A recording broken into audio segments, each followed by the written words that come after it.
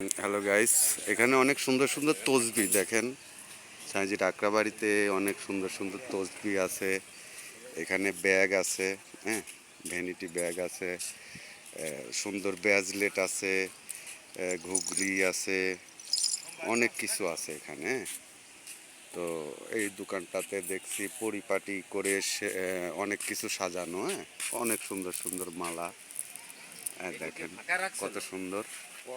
থাকবেন, আসবেন আপনারা সাঁইজির আশ্রমে আসবেন, মেলা হচ্ছে।